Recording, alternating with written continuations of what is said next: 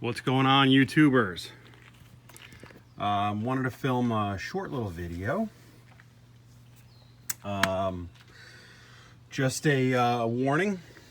I am not a mechanic. I'm the furthest thing away from a mechanic. But I've got a problem with my 2012 Range Rover full size. L322 is the code on the street. So I had a pretty bad coolant leak, and I'll put a picture probably up somewhere around there to show you sort of what it was. But we put her all back together and the coolant leak is resolved. However, I have a low coolant light on the car, and this is a known issue,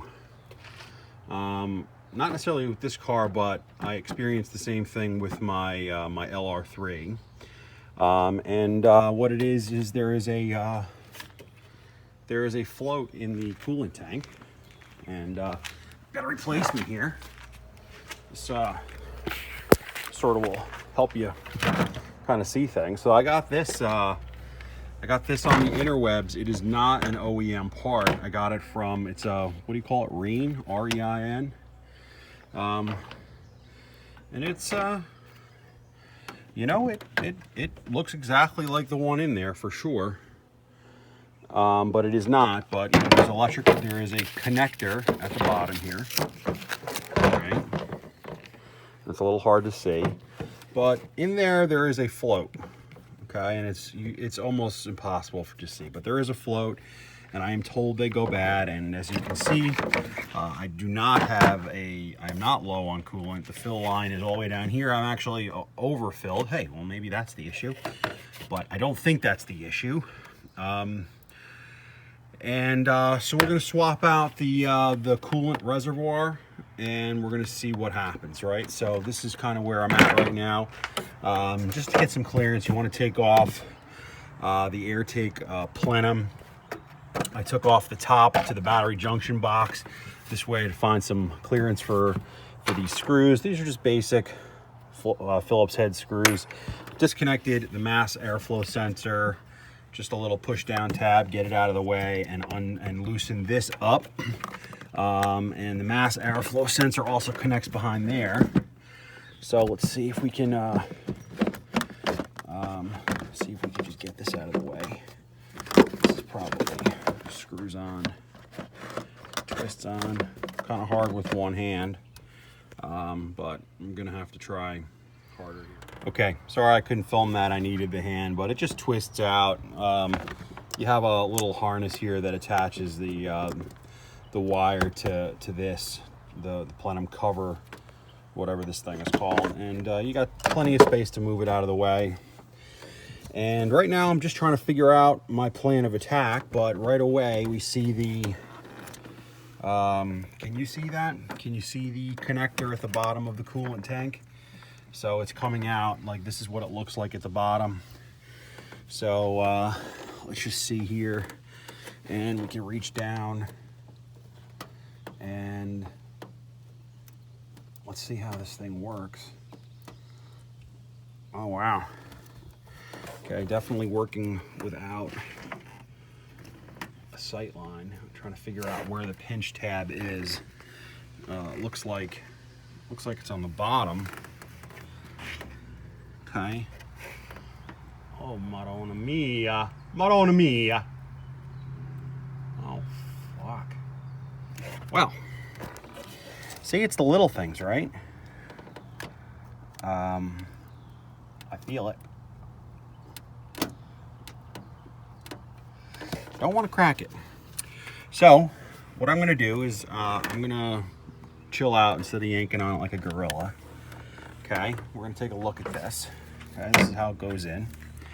So we got a screw here, a screw there. That's it.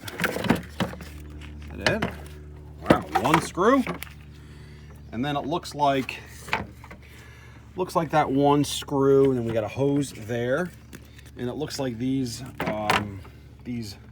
square thingamabobbers anchor somewhere in the frame. And so the question I have, is it enough space down there to move it, or do I need to go further and remove this thing? And it doesn't look like that'll be too hard to get off. But I don't know that I need to get it off. I don't know.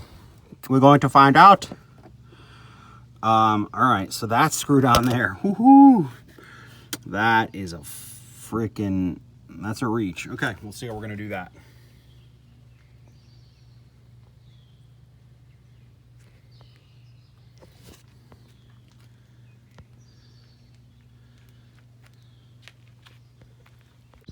All right, so it's the next day. I aborted mission yesterday because I could not get this out because the airbox was in my way, and I did not know how it came out. There was no obvious screws in it, and that's because there are no screws in it. But now that it's out, you have two little, I don't know, whatever. The molds kind of go in these mounting areas. Boom, boom. And then there's a third down there. And then there is a hose of some sort. I'm not sure what it is that mounts to that right there. This hose that you see right there. So you just got to pull that out. But otherwise, you just got to yank this thing out a little bit. And it doesn't take much effort, but you know, I didn't want to crack anything, so I was, you know, being gentle. And from here, I think I'm going to be set, right? And you know, I did it in reverse. Yesterday, I took this bolt off without removing it, but you know, you can see you have plenty of space once you do that. And yeah.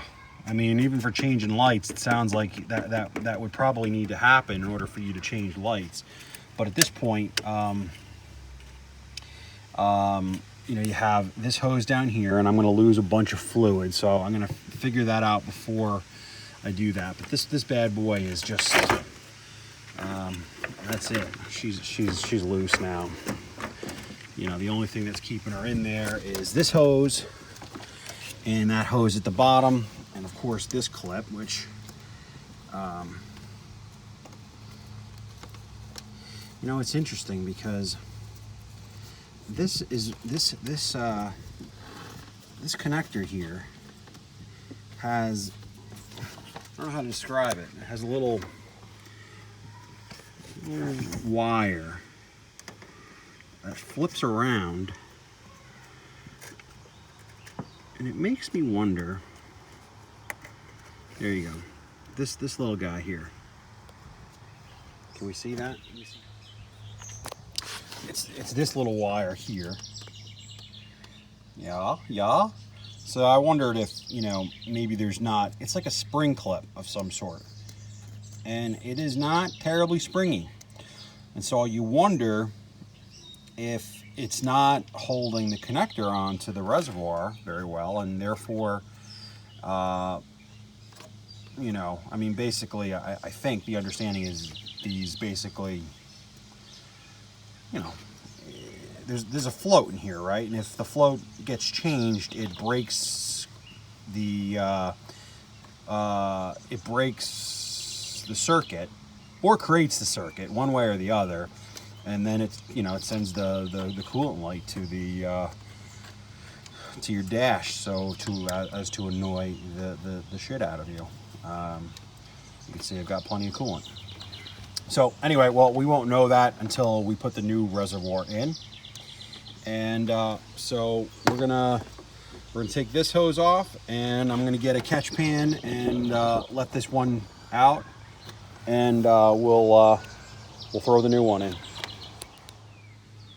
Well, I do need to apologize because I was not able to film the most exciting part of this job, which is removing the old coolant tank. What you're seeing is the new coolant tank, and it is already attached down here. You know, so here's the old coolant tank, and yes, there is coolant in it still. And the reason for that is, instead of draining it in there, I just pulled it out and put it to its side, and I probably have a gallon of coolant in there, and I'm actually gonna use it because the coolant in here is brand new. And I probably lost a gallon or so of coolant anyway, because my car is hot, and not super hot, but hot. And it's better idea not to do it when it's hot, for sure. But I'm a fucking idiot, so I did it when it was hot. And the coolant wasn't, it wasn't boiling. It was hot, but not hot enough that I couldn't put my hand in it and get burned. But have your reservoir empty. This thing is tricky. I lied before. It is not a pinch connector. It is not a pinch connector. Okay, so I'm gonna give you. So this is a clip right here. It's like a U clip. The opposite it goes all the way around. So you want to get a little flathead and you want to pry it off just like that. You see I'm starting to move it. I'm going to put it back. And it just goes around the side, and it's a little tricky, kind of made me a little nervous, but it's not too complicated, and it went back pretty easy. Again, it's a U. It's a U. It goes around, and it's a similar clip on the other side. You want to seat that in and then wrap the other end around. You don't want to try to come at it directly from this angle because it just flops around. So seat this 90-degree angle in the plastic and then put it on. Okay. So and this thing right here, you got to twist it off a little bit. It's not screwed on there, but it is on there pretty good. Let me just. It is moving a little bit, but I think it moved a little bit in the beginning. So, we'll check to make sure. Check to make sure that it does not leak. Yeah, maybe we should do that. Maybe we should put a little coolant in it now and see if we have leaks. That's probably not a bad idea. Let's do that. Okay. I already put a little distilled water in her. I'm doing this just to make sure that I don't have a leak down at that hose. I don't know why. There's no reason for me to think I'll have a leak, other than the fact that it's a weird connector.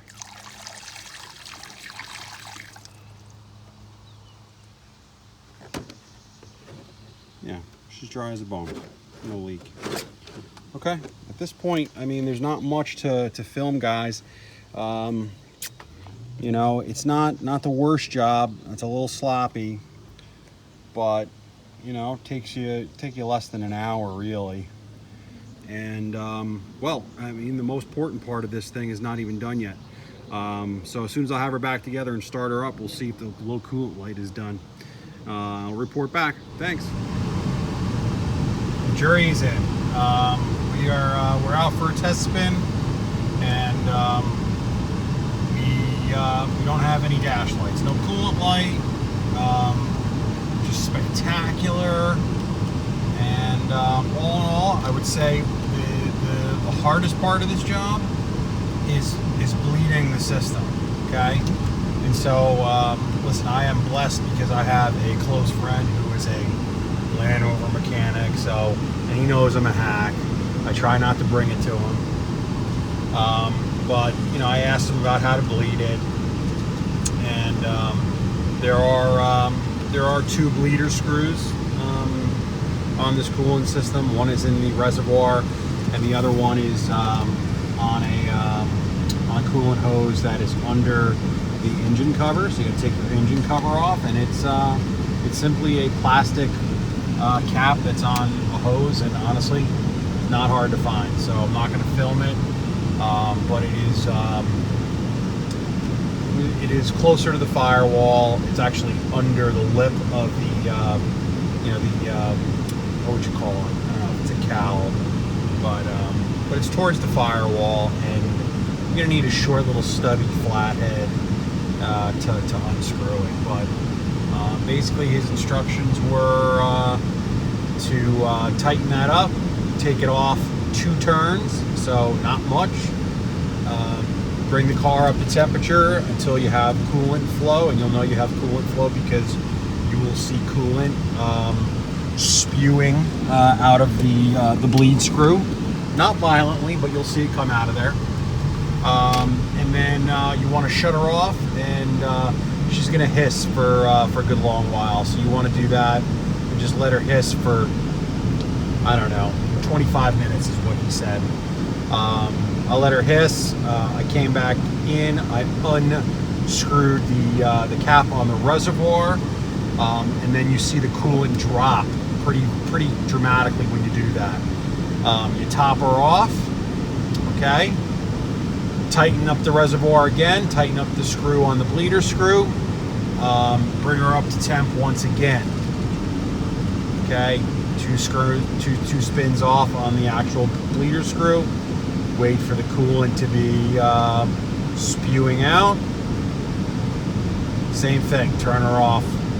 Let her breathe. And you want to repeat this. I ended up doing it about 4 times because she kept taking more coolant. You basically want to do this until she's at the cool line and she doesn't need any more. It's just that simple. Okay. And